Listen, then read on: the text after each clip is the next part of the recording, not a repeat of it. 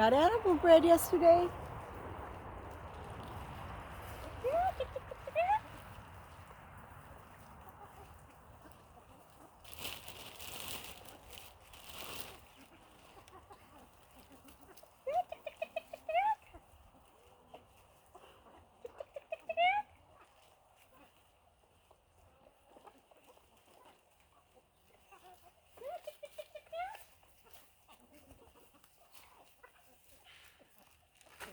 All right, I'll give them some more later.